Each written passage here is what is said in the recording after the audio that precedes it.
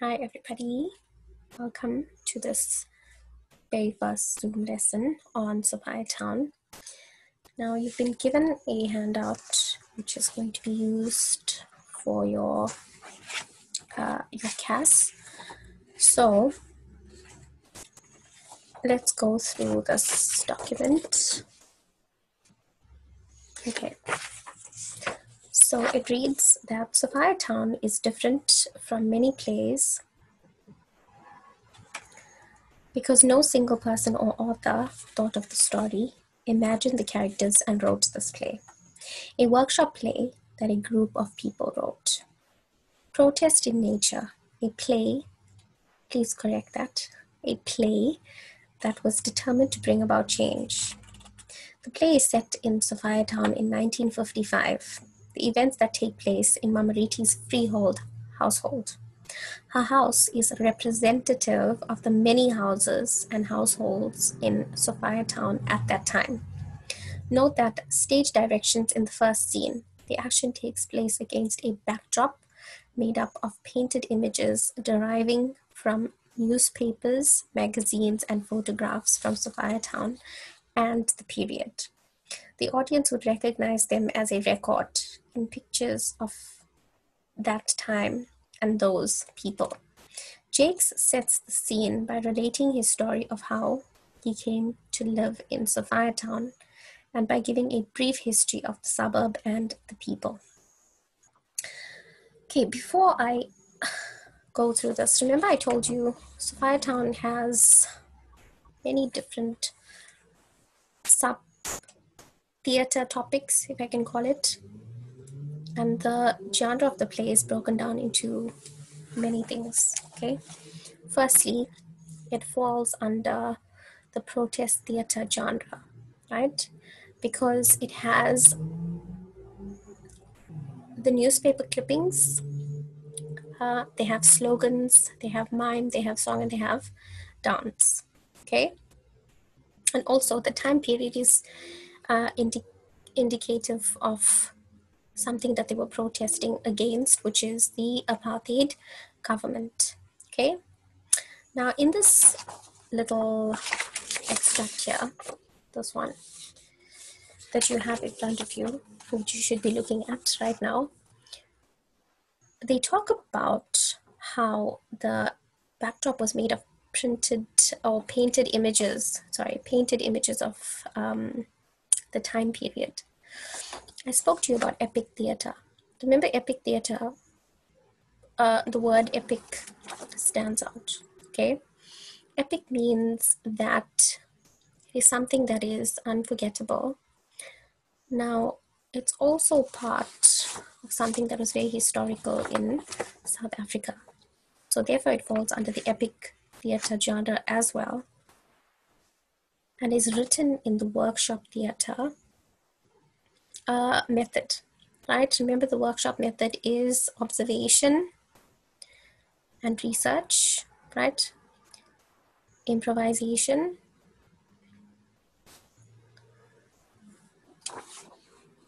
it is selection, it is recording, right? So you need to remember those steps as well, and also remember that it's written by a group and not a single person. That's in our first line here. So Sophiatown is different from many plays because no single person or author thought of the story. It's a group that wrote this, the Junction Avenue Theatre Company that actually put this together. I am going to share my screen with you, and we're going to go through a few things here. You can write it down if you want to. You should be.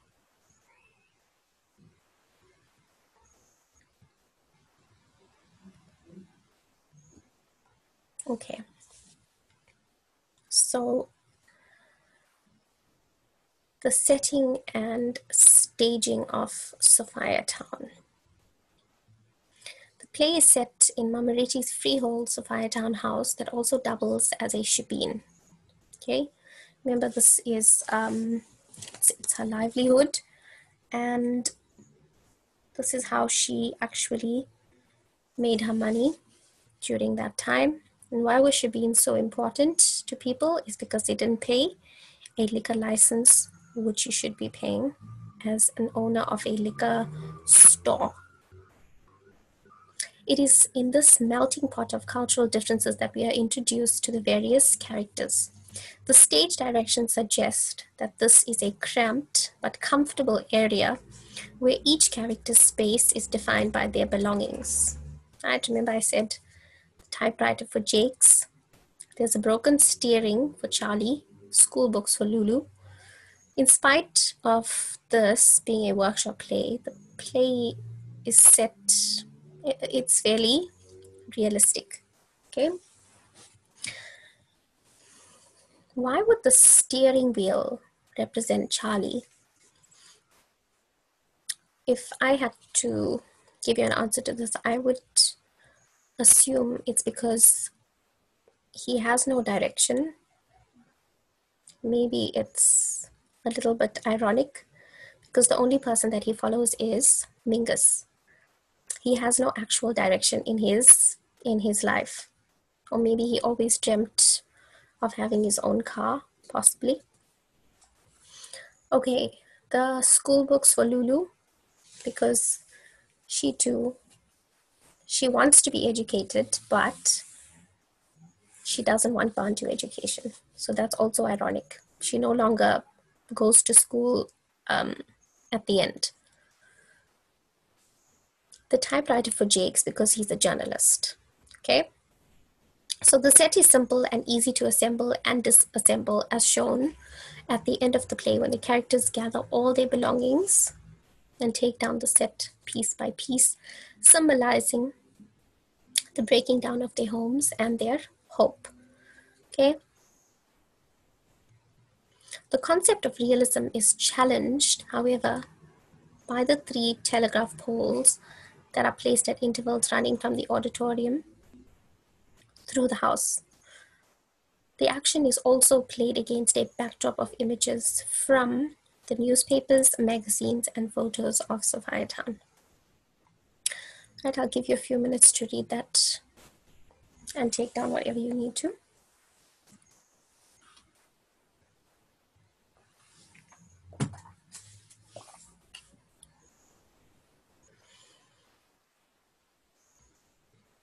Okay, the play uses narration, the form of monologue spoken by Jakes. Remember I said to you, he's not just a character in the play, he also plays the role of the narrator. Right, and it says that the music is in somewhat a Brechtian fashion. The person that thought of epic theater, his name was Bertolt Brecht, and therefore his name comes up. Right, this name Perky. The person that directed the play, his name was Malcolm Perky, and he says that the purpose of the music in Sophiatown is to educate and entertain as is used to drive the plot forward. Remember, the play is very, very slow paced until you get to the end. And that's when the action actually starts happening. He pays tribute to the great musicians who were forcefully removed from Sophiatown, like Dolly Ratebe, Miriam Makeba, Dollar Brand, and Hugh Masekela. The play is presented in a simple musical manner. The characters move from dialogue into song, right? This is their links. The music in Sophiatown also reflected the American style of jazz and the blues. Let me show you quickly a very simple picture. Okay.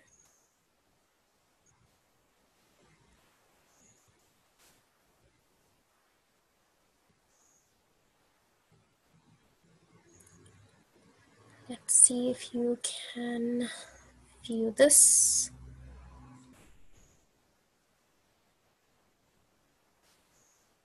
Okay, I'm not sure if it's going to come up yet.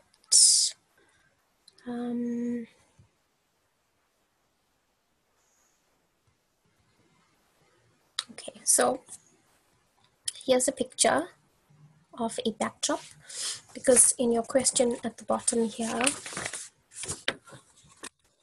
if you can actually see that, where it says task 1 journal entry, right? It says create an appropriate backdrop for the play that you wish to stage at Roy Cousin's Theatre. Your backdrop must be indicative of the place, people, and feelings at the time. This is 20 marks, okay? If you cannot draw, you can find pictures like the one that I have on the screen. So here you have a very nice one. So they show you the newspaper clippings at the back, sorry. It's like actual newspaper clippings because it looks like it's actually cut out. You can see the Drum magazine cover.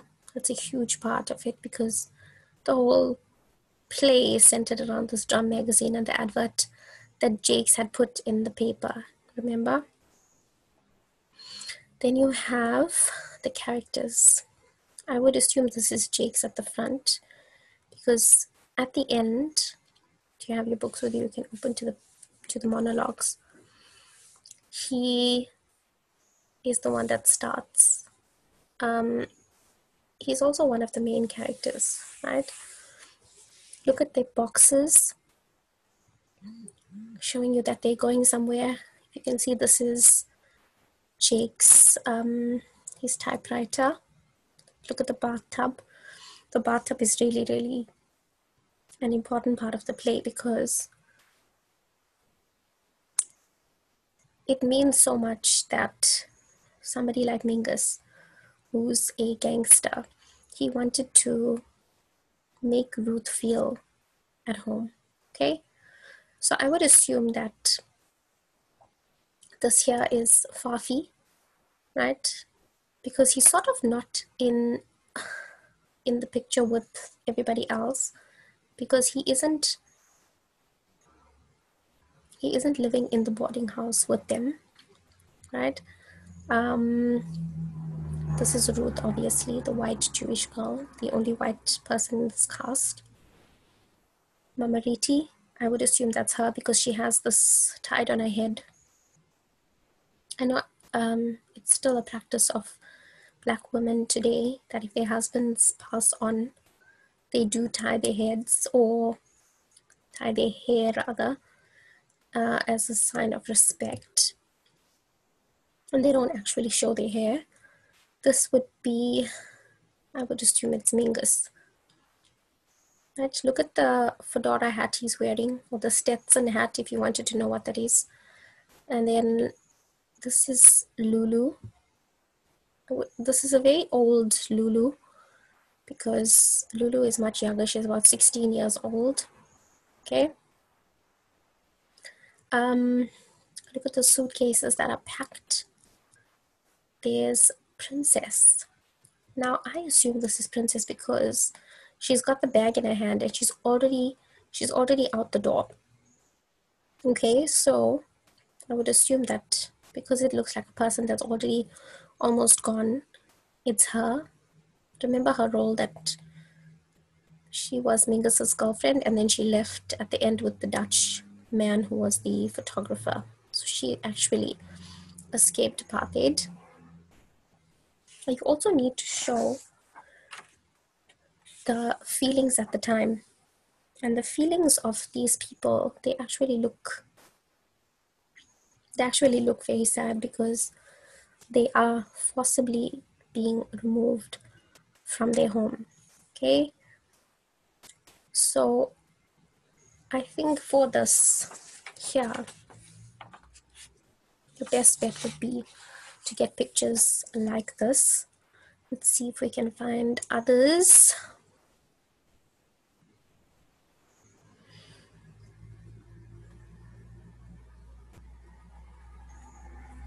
Okay, let's see what's happening. Okay, here's a nice one as well. It It's a picture of Lulu. Okay, there we go.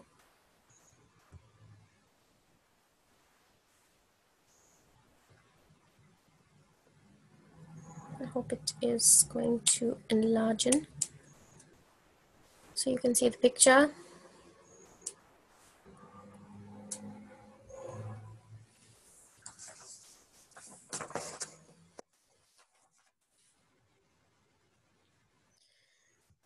This is not the picture I want to show you. Okay, I don't know if you can see that very clearly. Okay, I'm going to try again.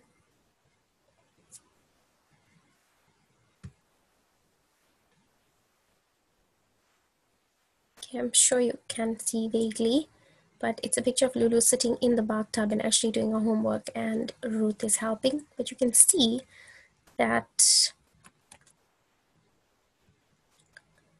there are images in the background. So whichever person had done this production, their main purpose actually was to show that this is the life that existed in Sophiatown. Okay, let's see if this opens up. So you can look at, okay, there we go. That's another picture from that same production because you can see the drum magazine at the back.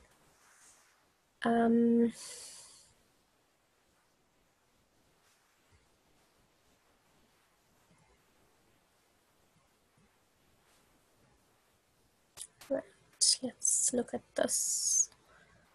Okay, there's not much in this picture here. Okay, let's see if this one opens up nicely. Okay, so this one says, we won't move. Remember the term on Starkney. On Spola here, it means we won't move. We are staying here. Okay, look at the dancing that the other characters are involved in. This is definitely Lulu. I hope this image comes out clearly to you. Lulu, probably Mingus and Jakes and Fafi. And so as much as it is a very sad story, the music and the song and the dance helped with making it a little bit lighthearted to explain that people still wanted to have the exciting nightlife and vibrancy of Sophiatown. Okay, so let's look at this here. Okay, let's go through the characters. Ruth Golden. This is a Jewish girl who answers the advertisement placed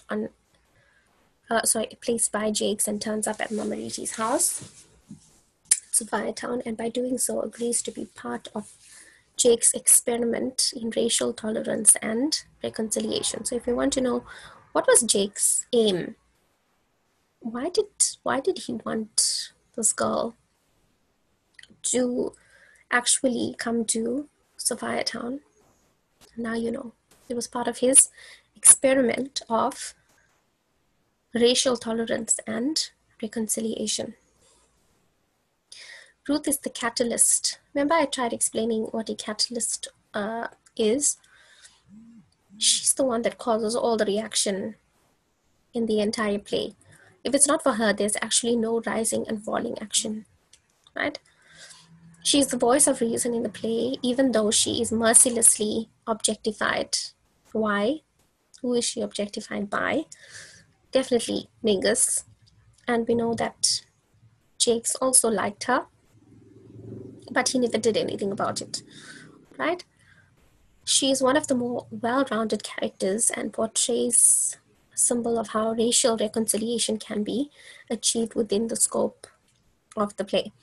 Ruth is ever patient, but eventually protests against Jake's attitude towards her. You write about me, but you never look at me properly. Try to see beyond your own fiction. It's me, Ruth Golden, the girl with the golden heart.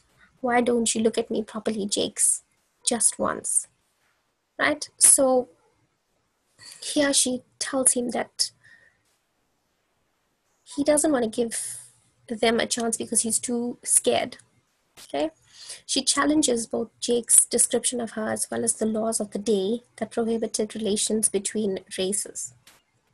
However, it seems that Ruth is lost in her own fictional world, as there are many probabilities as to why Jakes is reluctant to involve himself in this relationship, from it being illegal to the strong possibility of being accused and charged for rape. Remember, in this time period, no one would believe that Ruth is there on her own accord. Like, does she actually want to be there, or is this person actually like holding her ransom? Okay. As the play progresses, it is evident that Ruth is accommodating and quick to adapt as she becomes part of the family. Right? It is also apparent that Ruth is here in order to find herself. When asked about the differences between white and Jewish, she says, "I don't know what the hell I am. I'm confused."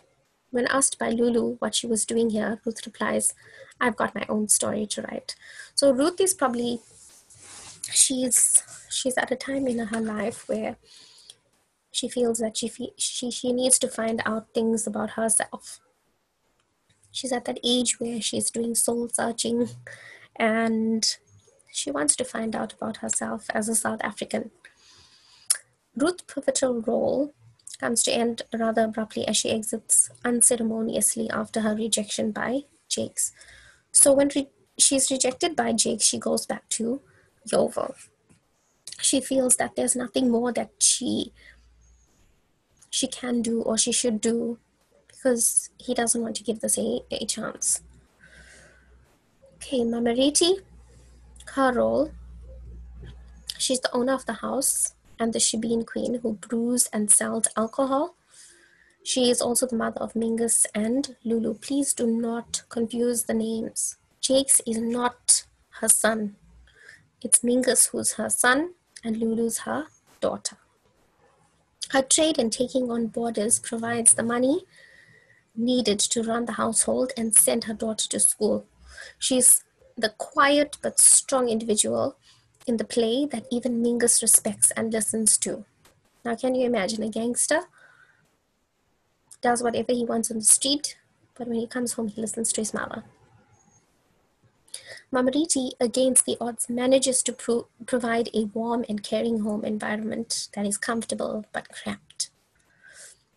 Mamariti adds color and humor to the play, while at the same time reflecting the difficulties faced by women during this period, who were forced into any business, sometimes illegal, such as the shebeen, right, in order to support their families.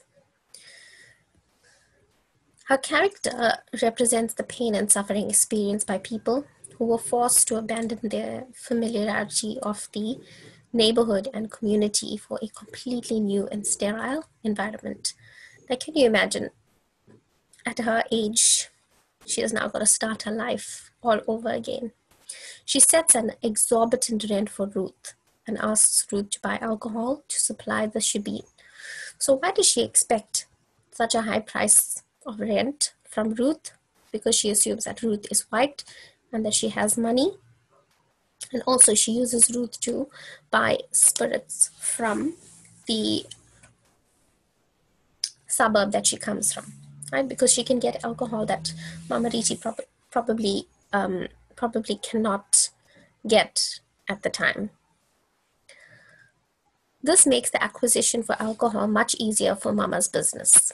Mama Riti is resistant to moving to Meadowlands. On the morning of the forced removal, she's quite assertive against the tall Dutchmen who invade her house in the early hours of that fateful day. Right, so she definitely tries to resist, but she would have realized that if she fought against them, it would have caused her more harm than good. Okay, I'll give you a few seconds. You can write down a few points from that.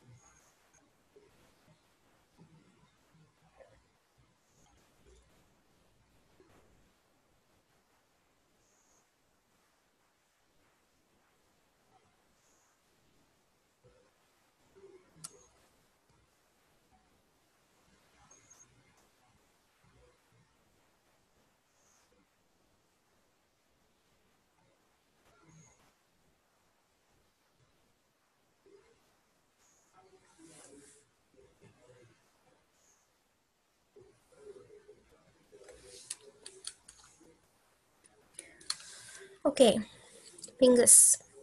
Mingus is a notorious gang leader in his 20s who dresses, talks, and behaves like the many gangsters found on the streets of Sophiatown. This gives him a sense of belonging, even though much of his character is built on fictional characters from the American movies. Now, not only are their behavior like the American gangsters from the movies, they also have the names as well. Okay, the Berliners, the Vultures, they've taken their names of their gangs from these movies as well. He justifies his life of crime by pointing out that his robberies are directed against the white oppressors and therefore conducted outside his territory and community. So he tries to justify his behavior, okay? But you cannot justify something that is wrong, such as a crime, okay? There's no justification for it. Mingus is a bully who loves to dominate, and he is very aggressive in all his interactions, especially in his relationships with Ruth and his girlfriend Princess. He has no gentleman-like qualities when it comes to females. He may love his mother, he may love his sister, he may respect his mother and his sister, but when it comes to females, other than his own family, he feels that he needs to own them, I can say. This is evident in his constant violent threats towards Princess and his reaction when his sexual advance to Ruth is rejected, right? If you remember, he wanted to take her on a very nice midnight drive, and Ruth had rejected because she was terrified, as she should have been. In this instant, he calls Ruth the names that you see on the screen, especially a piece of rubbish, because she does not want to take that drive with him. Okay. Mingus is a complex individual, right? What does a complex individual mean? It means that you can't actually say that he's one thing. He's very, very complicated as a character. And also remember, all of these characters are based on stereotypes. They're not actually a single person that was created from a character that existed at that time. He represents all gangsters and how they treated females. Okay.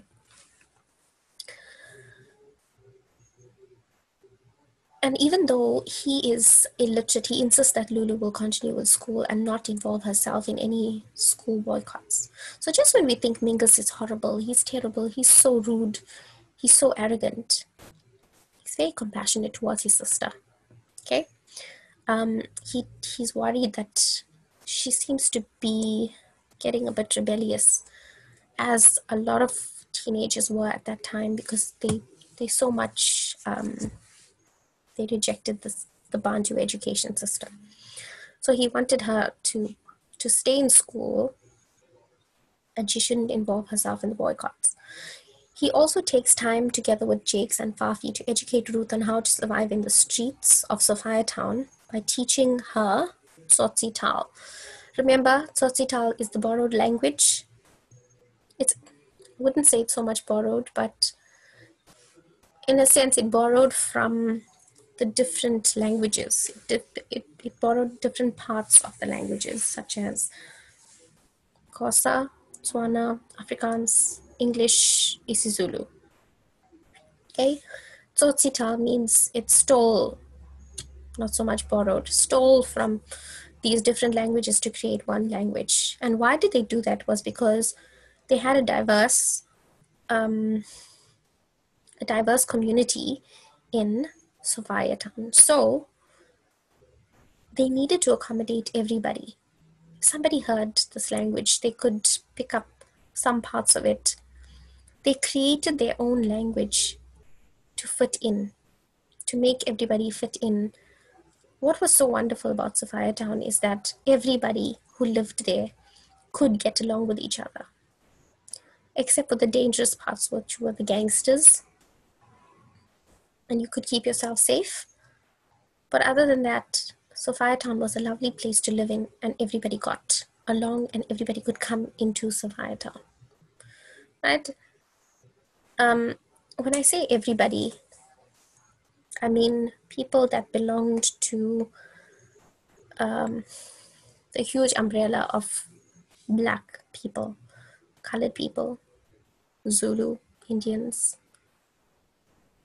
They all could come to Sophiatown. Why was it such a problem if they saw Ruth in the boarding house? It would be because they would think that she is now joining Black people, and she has betrayed the white people of that time, which is why it would have been such an issue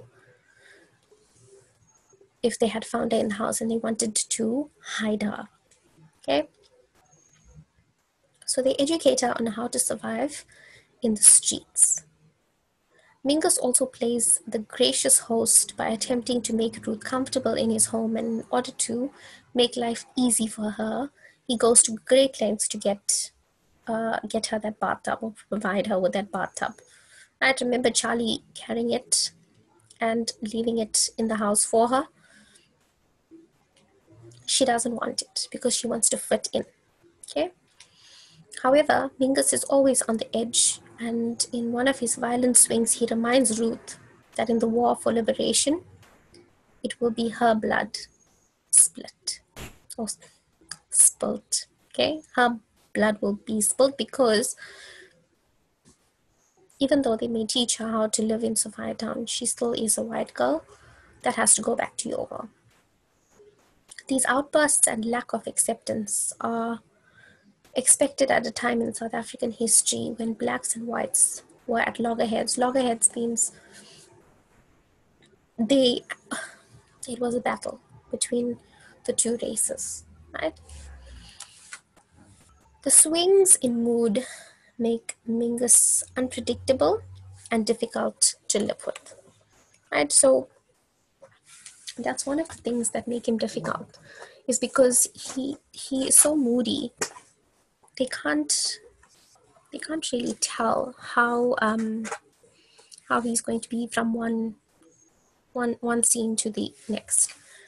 Us as the audience cannot tell, right? And in character-wise, I don't think Ruth actually knows how to react to Mingus. She's still learning, and she'd also be really, really scared. Okay. Jakes is one of the very few privileged Black intellectuals. What does that mean, intellectuals? It means that he is educated. He is someone that can write articles for the magazine. They want to read his work as a journalist. And, he had a very good education through missionary schools that operated in South Africa at this time. Remember, I told you when South Africa was colonized, the people that had colonized, right, South Africa, the British and the Dutch, at that time they had brought with them the education system.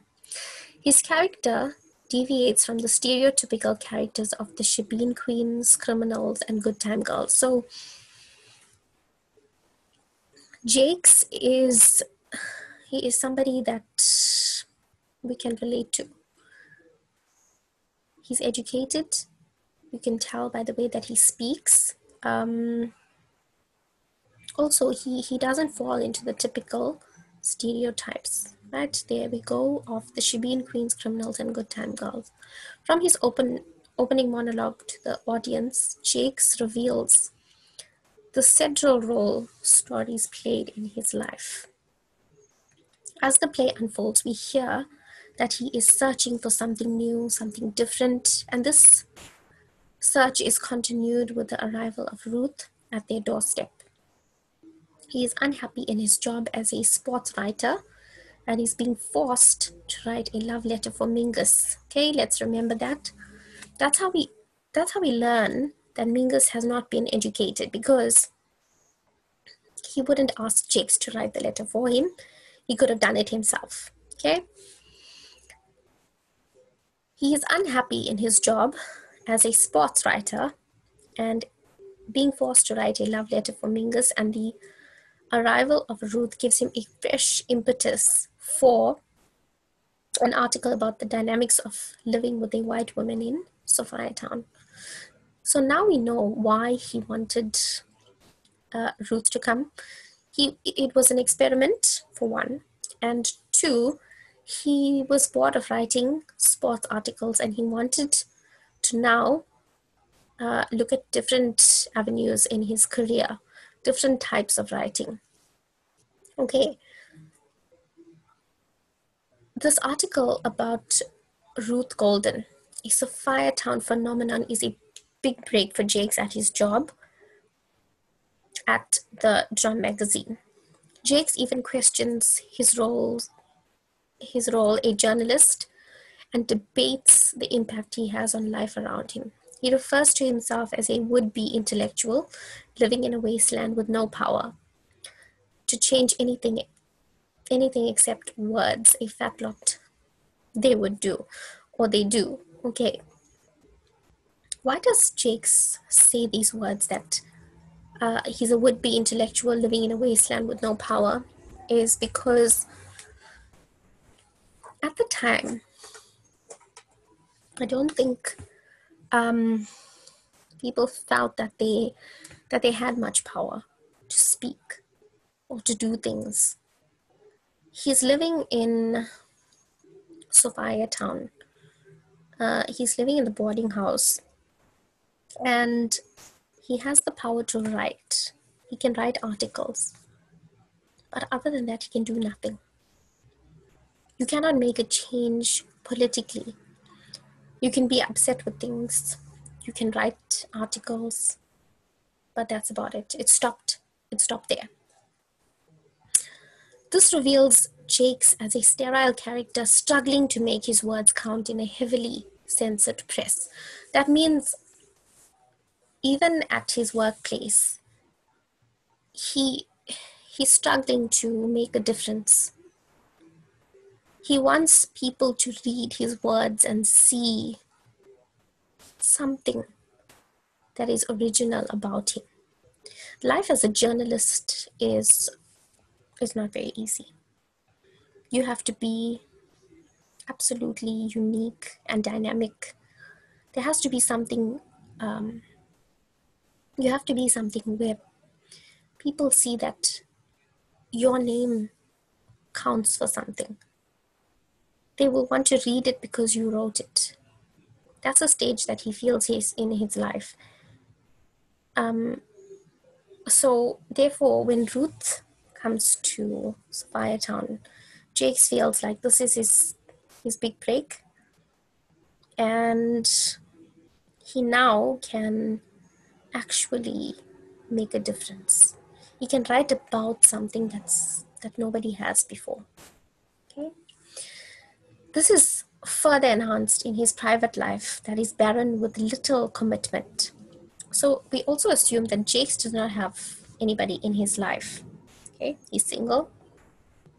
His relationship with Ruth only grows at a superficial level, and even though Lulu tells Ruth that Jakes is in love with her, we see no evidence of this in the play. This could be indicative of the sign of the times that love across the color line had to be underground. So, remember I told you about the Group Areas Act, as well as the mixed race act. Mixed relationships could not happen. Okay. So if you were caught with somebody of a different race, you would be in serious trouble because it was not allowed.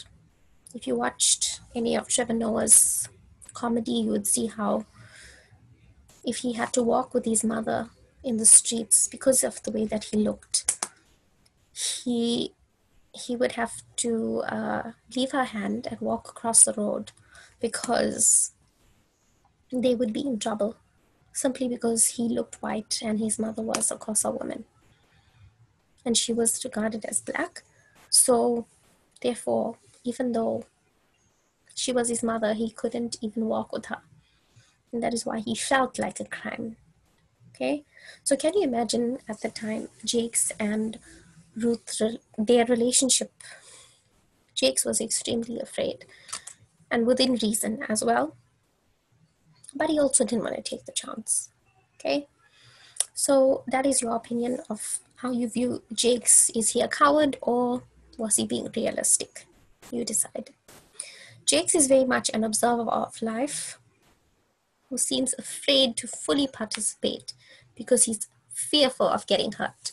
Right? So he uses the line here and he says to Ruth, "I'm not letting some white girl put her hand around my heart." Right? So he's very afraid that she's going to leave him and she's going to go back to Yeovil. Remember, white people at the time had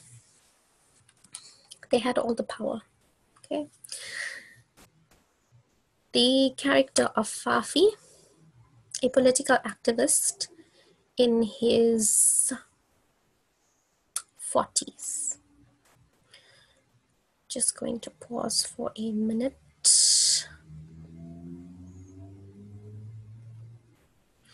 Okay.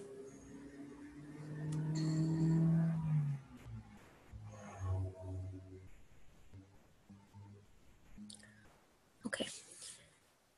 So here, he's in his 40s, whose cover is a runner for a local gambling kingpin. All right, so the game that he keeps playing, it's a gambling game. Okay. This cover allows Fafi the freedom to carry information and news to the people of Sophiatown without getting arrested. So because he works for this local gambling kingpin, he's sort of allowed to be with people, talk to people, and that is why he's referred to as the informant in the play, because he's forever coming into the play. And there's his famous line here, if you can see it, news of the day, right? And it's Naledi's favorite line here, which is in Xhosa or Tswana. Right, and he's named after a local gambling game that gets people to bet on numbers. The winner is the individual who guesses the correct number held by the boss or the Chinaman. Fafi is the first to bring news of the impending forced removals and the subsequent plan to fight these removals. Why do we call it impending? The word impending is used for something like a huge catastrophe or some kind of Armageddon disaster. Okay, and what is the disaster? At the end, the forced removals, the bulldozing of all the houses, and all the people being moved to Netherlands. A plan he cannot fully reveal because of a legitimate fear that this information will be conveyed to the police. Everything is always about the police finding out and the fear of the police finding out, actually. They're terrified that they will be arrested for this kind of thing. Remember, if you were somebody that gave information about these kind of things to other people, you could be arrested, you could be tortured. Okay. Although fairly easy going, he is also suspicious of Ruth due to her questions and the fact that she's white. Poor Ruth. She probably wants information because she's living in Sophiatown. She's curious. But what does Fafi also suspect of her, as well as Mingus? They think that she's some kind of spy. But is she? No, she's not. Fafi also strongly believes that they can make a new South Africa, which reveals a strong belief in his political leaders as well as the people of South Africa. Lulu, she is 16 years old and sister of Mingus and Mamariti's daughter. Okay, so remember that. I told you not to be confused. Jakes is not her brother. Her brother is Mingus and Mamariti is her mother.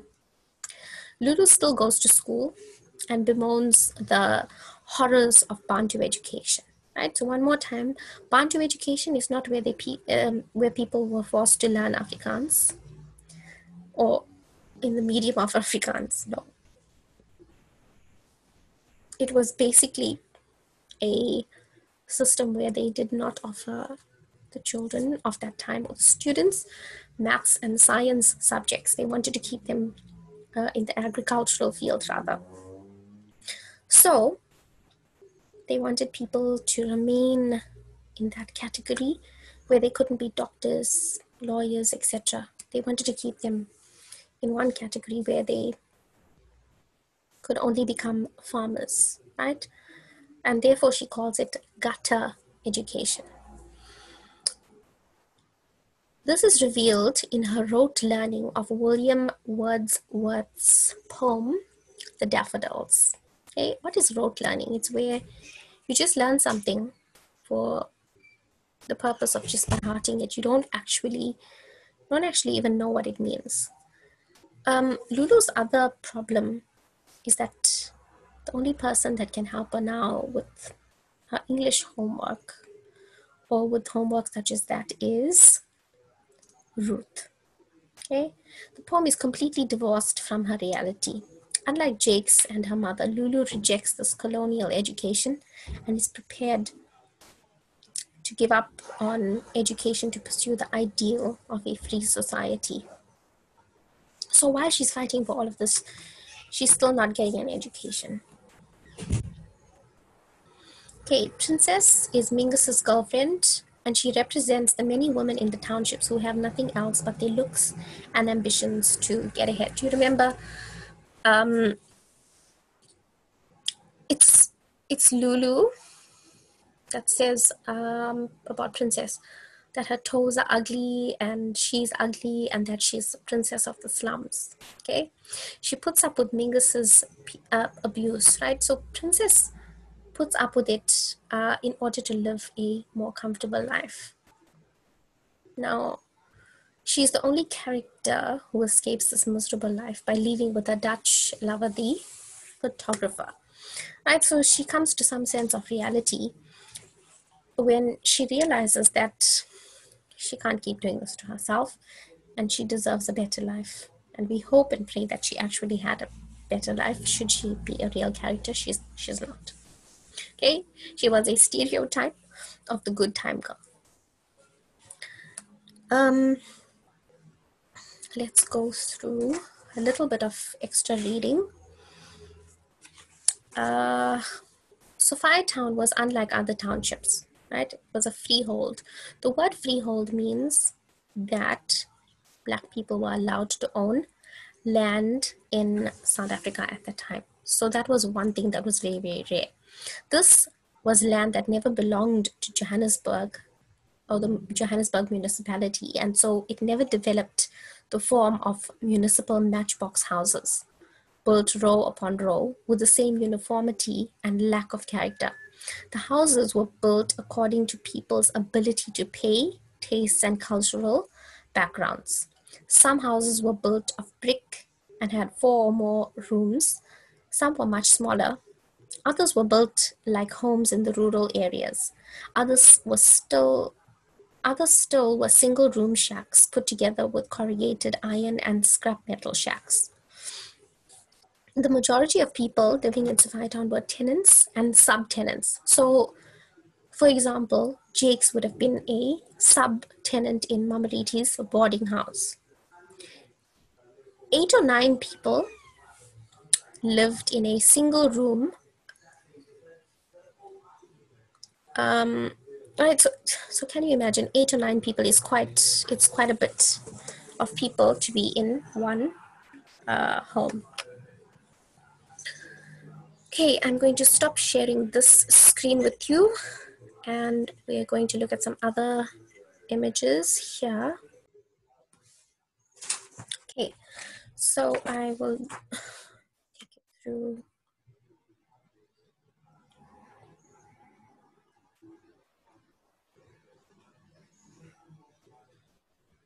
Okay, I want to show you some other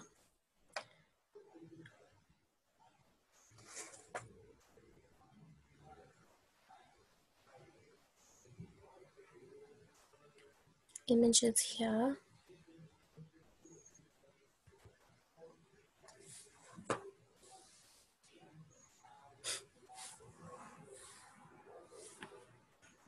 Okay,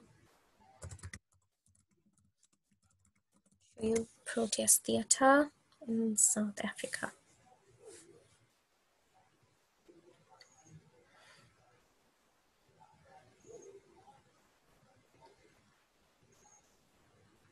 Okay, so if you can see the screen, it says it's a general theatrical political term. It refers to all kinds of theater utilized to protest political and economic inequities of social ills, right? But protest itself means that they wanted to go against something. And at that time, they wanted to go against the apartheid government. Okay, workshop theater. Let's look at this.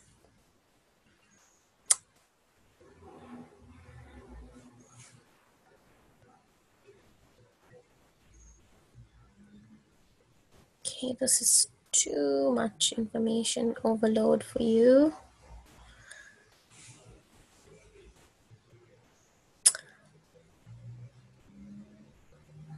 Okay, it's fine.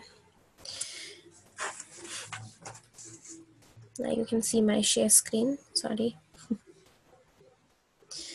Okay, it's fine. All right, let's complete the second part of your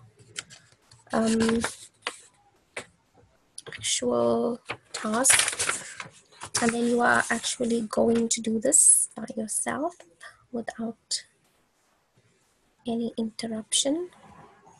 Okay, define protest theater. Okay, so you all have to do this in your own words. I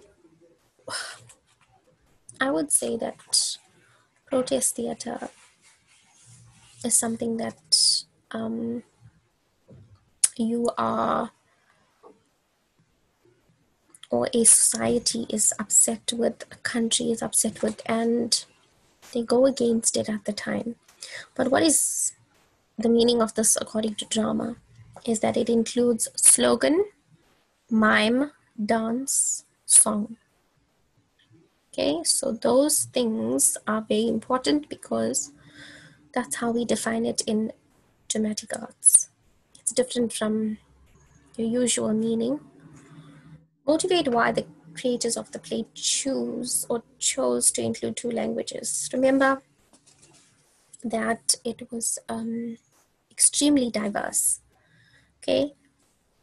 And therefore, they needed to include everybody in this city or this town, this township. Differentiate between the place and the play of Sophiatown. Right. You are going to find out the difference between the place. You're going to find out about the place Sophiatown and the play of Sophiatown. I will help you with that.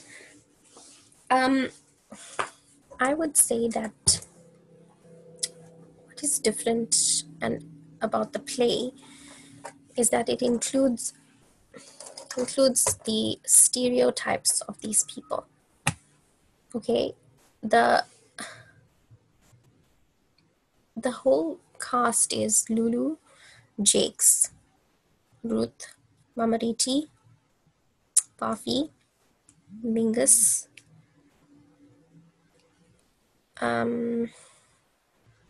Charlie, right? So it's very few characters that represent the entire time period at this place of Sophiatown. And remember the workshop theater method: theme, observation, improvisation, selection, recording. The 5, okay? So from the interviews and the observation, they found that these were the stereotypes of people that lived in Sophiatown, okay? So please make use of your gadgets and our school Wi-Fi and do find information on that. The term freehold, I told you freehold means that they could own those houses, they could buy it. Somebody mentioned the person, Tobiansky. He was the one that sold the land to Black people at the time. Okay, and that was the one unique thing in South Africa at the time, is that Black people could own land during apartheid. Okay, you are going to research that on your own. I don't want to see your own. I want to see your own answers. I don't want to see you copying other people's answers. It should be your own understanding of what this means. The props that help create the identities, right? You are going to tell me what each character has and what is unique to them. Jakes, Charlie, Mamariti, and Lulu. I'm at number 5 right now. Briefly explain how these props are used for this function. So you're going to tell me this is for 8 marks. So 2 marks each for those 4 points. What is it that is unique about what they have in their own areas? Okay. Number 6, some of the main themes explored in the play are memory, right? Loss, not memory loss. Memory is 1. 2 is loss. Number 3 is language and identity. Talk about Tsotsitaal. Education. Talk about Lulu. Talk about how Mamariti wants her to be educated and why. Why does Mingus also want her to stay in school, knowing that she's getting Bantu education? Then truth versus fiction. Talk about Ruth and how Jakes wants to experience what it's like to have a white person living in Sophiatown. He wants to find out for himself what it's actually like. He doesn't want to assume all white people are a certain way. He wants to see for himself what it's really like to have a white person live in Sophiatown. And the last one, you can choose this as well, the forced removals. Look at the last pages of the book. How does the forced removals, how does it impact every character in the book? Now remember, it's 10 marks. So if you're choosing 2, it's going to be 5 marks each. I think the forced removals is a good one. How does it impact on each of those characters? And then your last question. In the 1950s and 1960s, Sophiatown was a melting pot of people and ideas, where professionals such as writers and journalists mixed freely with politicians, activists, musicians, and gangsters. Number 7 question is, do you think the play suggests that people of different races, social classes, and political views can live together in one neighborhood? Give reasons for your answer. Okay, so this is purely your understanding. So I'll leave it to your interpretation. It's not that difficult. It's quite self-explanatory. You can talk about how we are living in a democratic and melting pot of culture right now in South Africa, where everybody lives together. Okay, the last question for 15 marks. Yes, 1 5. In a mini essay, discuss the process of workshopping, outlining the various steps that are involved in creating a play. So please explain each point. Theme, observation, research, improvisation, selection, recording. So you are going to do task 2. You are going to start that at this moment, and I expect you to finish at least 1 to 6 in this next half an hour. Thank you, everybody, and I will see you soon. Please get on with your work very quietly. Bye.